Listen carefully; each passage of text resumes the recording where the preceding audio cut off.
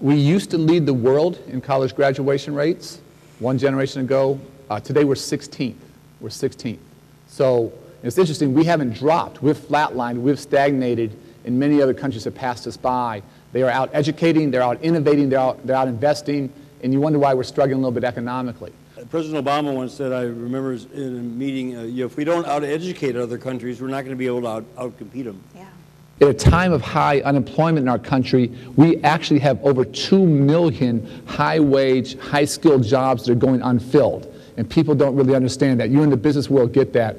But literally more than 2 million jobs in this country that can't be exported, that we can't fill. So we have to really challenge ourselves in the education community. What are we doing to prepare folks not for the jobs of yesterday, but for the jobs of tomorrow? Minnesota's future workers are learning in a Minnesota classroom today. And as President has said often, a highly skilled and innovative workforce is how we'll win the future. So it's more than a responsibility, it's a moral and economic imperative.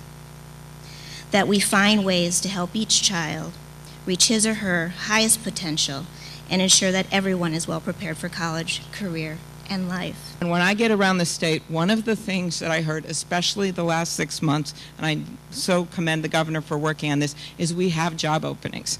And a number of them require technical education, science, math, engineering. There's 60 openings in Benson, Minnesota right now. There's openings at a number of our schools. And Irondale is on the cutting edge of this. By looking at this as a high school degree is not just a diploma on a wall, right? It's about actually getting a job. These aren't your grandpa's community colleges anymore. Kids are learning how to run high-tech equipment that make our medical devices. They're learning how to run computer systems that I could never run, that run assembly lines. That's what this is all about.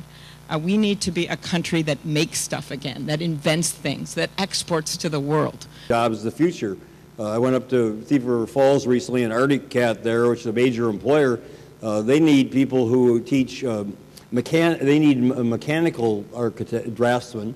When you get around the state and you see the hope with these employers, I've had employers say, I really am losing business now because I don't have people to fill these jobs. So the numbers that Secretary Duncan was using and the work that's come out of the Governor's Summit are real. They're not just stories. And I think a lot of business people know that. At the end of the day, if you drop out from high school today, you are basically condemned to poverty and social failure. There are no good jobs out there. And things have changed. I'm not that old, I'm getting older every day, but when I was in high school on the south side of Chicago, it was actually okay for my friends to drop out. They could drop out and go get a job in the stockyards and steel mills and earn a pretty good living and buy a home and support a family. There are no jobs like that anymore, and those jobs aren't coming back. Stuff comes in is so many of our students are first in their families to go to college. They might be English language learners. They might be coming from different countries.